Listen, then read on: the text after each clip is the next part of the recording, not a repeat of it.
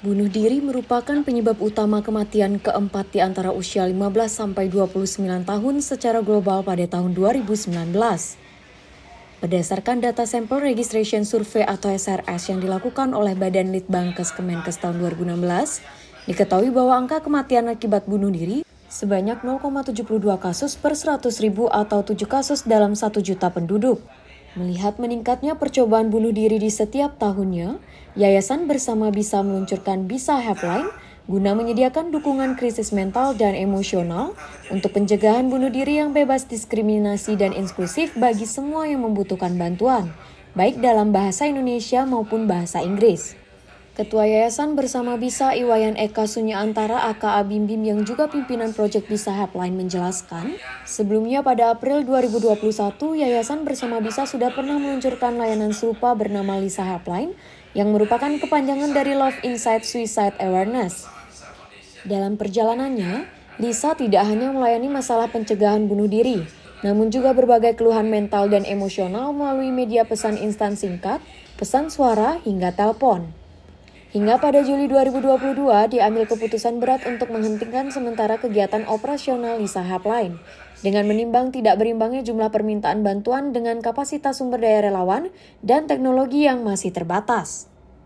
Untuk saat ini, Bisa Helpline bermitra dengan Perhimpunan Dokter Spesialis Kedokteran Jiwa Indonesia atau PDSKJI untuk melatih para relawan agar memiliki kapasitas untuk menolong seraya menjaga kesejahteraan dirinya. Pelatihan diselenggarakan secara hybrid dalam 2 bahasa, sesuai kebutuhan pengguna Bisa Helpline. Pelatihan berlangsung sebanyak 3 sesi yang dimulai pada 20 Agustus 2023 lalu hingga saat ini. Dalam pelatihan tersebut, selain mempelajari teori, juga dilakukan sesi praktik dan penugasan, agar semakin mengasah keterampilan para relawan untuk membantu di saat krisis. Materi yang diberikan meliputi pengenalan upaya pencegahan bunuh diri, teknik komunikasi, metode intervensi pencegahan bunuh diri, dukungan psikososial untuk para relawan, serta kebijakan dan prosedur Bisa Helpline.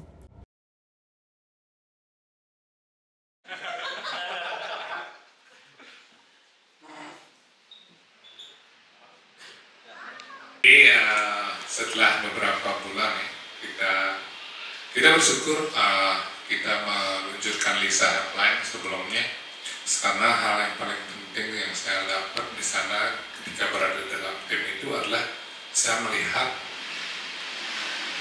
masyarakat itu bekerja sama dengan yang seperti dibilang tadi, dengan tenaga profesional yang waktu itu yang masih fokus di Bali aja. Akhirnya kita bisa memberikan pelayanan yang bermanfaat bagi teman-teman. Walaupun itu tutup pada 31 Juli itu, kita bersyukur kita melakukan Lisa Helpline karena kita mendapatkan satu, kita punya data keperluan masyarakat itu apa, dan kita menemukan solusi untuk gimana kita bisa memberikan pelayanan yang lebih baik ke depannya. Ini merupakan kolaborasi masyarakat yang sangat luar biasa yang saya lihat ya. Saya sangat bersyukur terlibat di dalamnya, dari teman-teman disabilitas, dari teman-teman masyarakat umum, bahkan dari warga negara asing yang tinggal di Bali.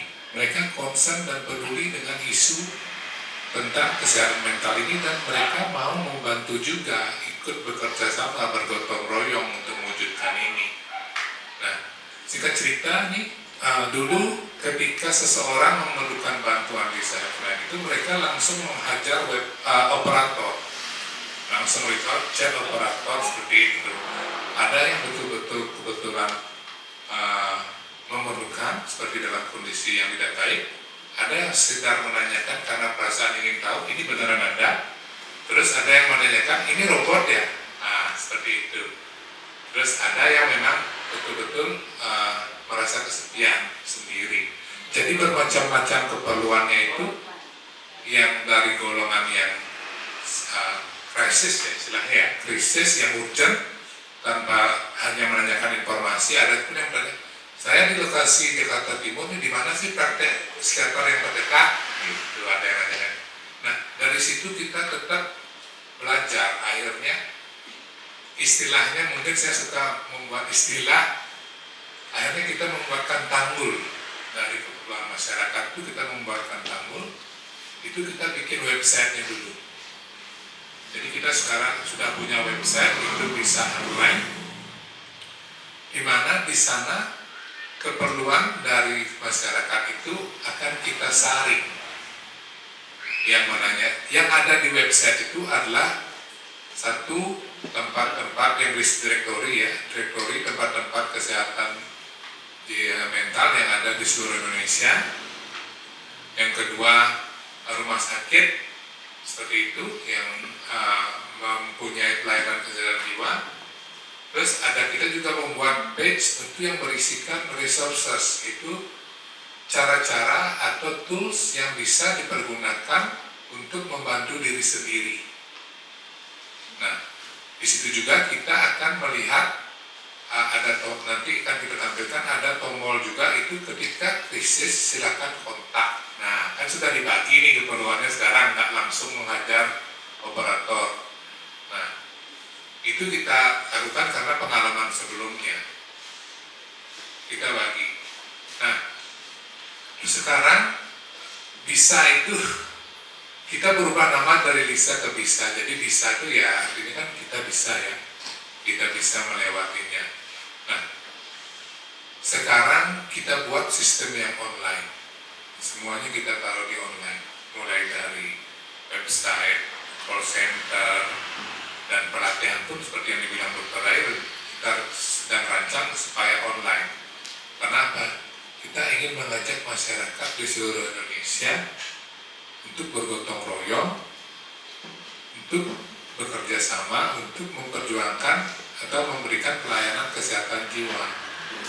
Nah, itu tujuannya. Kalau dulu kita kan, kalau yang bahasa Indonesia, kita ngumpul numpang di satu tempat, di salah satu komunitas terkait kesehatan, yang operator Inggrisnya mereka setiap 8 jam keliling, ketemu di jalan, ini handphonenya giliranmu sekarang, nah seperti itu. Nah sekarang volunteer itu sudah bisa mengakses dari tempat mereka masing-masing. Jadi nggak harus berdomisili di Bali. Itu yang kita buat sekarang dengan Bisa. Karena kenapa Bisa? Karena kita yakin gotong royong kita akan bisa memberikan pelayanan yang lebih baik. Ketua Perhimpunan Dokter Spesialis Kedokteran Jiwa Indonesia atau PDSKJI Cabang Denpasar, Dr. Igusti Rai Putra Wiguna SPKJ menuturkan, Bisa Helpline memiliki visi untuk mencegah peningkatan keinginan untuk bunuh diri, menciptakan sistem yang dapat diadopsi di seluruh dunia berupa para relawan dapat menawarkan dukungan kepada orang-orang di negara pilihan mereka untuk mematahkan stigma serta memberdayakan komunitas yang terdiskriminasi dan terpinggirkan. Layanan Bisa Helpline bisa diakses melalui laman bisahelpline.org selama 24 jam dimanapun dan kapanpun. Keamanan itu sangat penting ya, bukan soalnya keamanan dari kriminalitas, tapi kemudian ketika ada risiko ya terjadi termasuk dalam kesehatan jiwa, baik dirinya ataupun keluarganya, ada sistem yang baik yang bisa membantu mereka menghadapi situasi krisis itu. Apalagi misalnya di Bali terkenal dengan wisata untuk healing ya. Banyak orang di luar sana sudah datang dengan masalah kesehatan jiwa atau kesehatan mental, kemudian datang ke sini healing, mengubah ya terapi modernnya menjadi komplementer gitu ya. Tetapi mungkin kemudian terjadi relapse misalnya. Ketika itu terjadi, mereka ingin bertanya, ada nggak sistem yang baik yang kemudian membantu mereka dalam keadaan krisis? Kita belajar ya dari pandemi, berapa banyak orang asing di sini, wisatawan di sini yang kemudian terjebak di sini dengan keadaan mentalnya yang makin menurun, kemudian mengalami masalah dan kita sulit membantu. Jadi kita tingkatkan resiliensi, kita belajar dari hal itu. Rasanya Bali, Indonesia butuh ya suatu sistem layanan pencegahan bunuh diri 24 jam. Nah, terkait untuk fenomena angka sendiri, khususnya ada beberapa angka besar di tadi yang dijelaskan itu, termasuk Bali, seperti apa sih sebenarnya fenomenanya?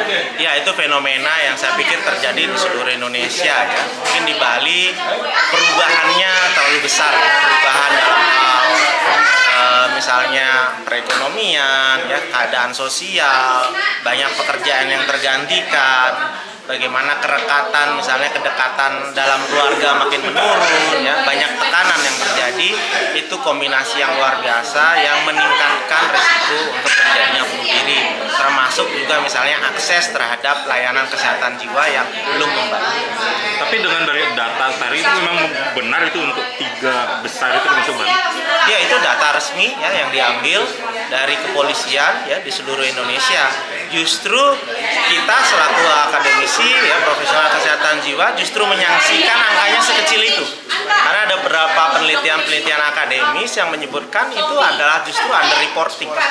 Jadi angkanya bisa jadi 4 kali lipat daripada itu. Tapi dengan angka yang ada sekarang pun sebenarnya itu sudah warning bagi diri kita bahwa sebenarnya kita butuh perubahan sistem yang lebih baik untuk menangani bunuh diri. Berarti ada harapannya ke depannya dengan adanya bisa headline akan bisa membantu nggak sih? Ya, ini adalah puzzle ya yang kita bisa susun, tentu harus disambungkan dengan link-link yang lain sehingga menjadi suatu sistem yang bisa menangani krisis termasuk juga menangani ya kesehatan mental sehingga kesejahteraan mental masyarakat meningkat.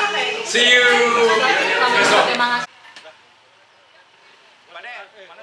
Dari populasi itu menyatakan hal serupa. Kita seperti tidak melihat tanda-tandanya. Mungkin bukan nggak melihat tanda-tandanya, tapi nggak ngeh sama tanda-tanda yang ada. Kalau kita mau melihat sebetulnya itu ada, betul kemarin baru bicara ini juga di podcastnya Kementerian Kesehatan. Jadi mungkin nanti lebih lengkapnya bisa dilihat di situ juga ya. Karena waktu kita nggak terlalu banyak sore ini. Tapi apa yang kita bisa amati dari orang di sekeliling kita adalah mulai dari feelingsnya, perasaannya. Ada nggak sih ungkapan-ungkapan mengenai perasaan dia sedih? Dan sebenarnya kalau ditelusuri lagi, perasaan utamanya itu sedikit yang bilang sedih. Kebanyakan akan mengatakan hampa, kosong. Perasaan hampa, kosong dalam menjalani kehidupan, ini yang biasanya tuh kalau ditumpuk terus itu dorongan pikiran untuk mengakhiri hidupnya akan menjadi lebih intens, dorongannya juga akan menjadi lebih besar. Jadi coba kita kenali perasaan apa sih yang sering ditunjukkan dan sering dibicarakan atau diungkapkan oleh orang-orang yang dekat dengan kita. Kemudian setelah feelings, berikutnya adalah action. Ada nggak sih tindakan-tindakan tertentu? Mungkin kelihatannya ceria-ceria aja, tapi tindakan perilaku ceria ini tuh sebenarnya dalam kayak misalnya gini, dia tadinya orang yang mungkin nggak terlalu banyak keluar rumah gitu ya, lebih senang sendiri mungkin atau apa gitu, tiba-tiba atau belakangan ini jadi lebih sering ngajakin teman-temannya ketemuan ya. Jangan-jangan itu pamitan sebenarnya. Tapi kan kita ngeliatnya, dia sekarang udah mulai outgoing nih, ketemu sama temen ini, ketemu reunian temen SD mau datang. Jangan-jangan itu lagi pamitan. Jadi kita juga kenali perilaku-perilaku yang tidak biasanya pada orang ini. Berikutnya adalah perubahan. Perubahan bisa dilihat dari perubahan penampilan. Kalau tadi kan perasaan itu sesuatu yang diungkapkan. Perilaku sesuatu yang kita bisa lihat, amati polanya gitu ya. Perubahan yang lain yang kita bisa lihat adalah dari perubahan penampilan misalnya. Penampilannya nggak seperti biasanya ya. Mungkin ada tindakan-tindakan drastis yang dilakukan terkait penampilannya. Kadang-kadang untuk mengatasi rasa kosongnya gitu ya, misalnya, potong rambut aja deh, botakin aja deh. Gitu. Sesuatu yang mungkin akan diambil tindakannya sehingga mengubah perilakunya secara drastis. Tiba-tiba misalnya, bukan ini nggak bini ya tapi maksudnya contoh aja gitu. Karena kalau pasien-pasien saya terus gitu, setiap kali ada urge-nya gede gitu terus mereka bikin tato baru atau tindik baru gitu, demi ada pokoknya saat ini ada rasanya aja dulu deh, jangan hampa, jangan kosong, karena nggak enak banget ngerasain itu. Terus itu adalah beberapa perubahan. Dan yang terakhir tanda-tanda secara verbal yang memang mungkin sudah lebih jelas mengarah ke sana gitu. Kayaknya kok capek ya, mau udahan aja ya, kayaknya udah cukup deh sampai di sini, nggak ada lagi nih tujuan hidupnya, hidup gini-gini aja, mau ngapain lagi sih? Ungkapan-ungkapan yang seperti itu perlu kita tangkap dengan serius gitu ya. Bukan berarti kita terus menuduh bahwa orang ini akan bunuh diri, enggak, tapi kita bisa mulai menanyakan, ada apa mau ngomong kayak gitu? Dari kapan sih mikir kayak begitu? Apa yang bisa dibantu sekarang? gitu. Jadi itu adalah beberapa tanda-tanda yang mungkin bisa kita kenali. Itu kalau kemarin belajar dari salah satu rekan Beni, beliau bilang bahwa sebenarnya tugas kita dalam pencegahan bunuh diri ini adalah sama-sama menciptakan kehidupan yang layak untuk dihidupi. Kehidupan yang layak untuk dihidupi itu kan artinya sejahtera secara fisik, sejahtera juga secara mental. Sejahtera secara mental salah satu kuncinya itu terhubung dengan orang lain. Karena di masyarakat sekarang meskipun internet merajalela, tapi banyak di antara kita yang merasa kosong, kesepian, tidak terhubung dengan orang lain. Nah, ini yang jadi PR kita sama-sama ke depannya, bagaimana membuat kita saling terhubung seperti kita semua terhubung sehari-hari. Mungkin begitu.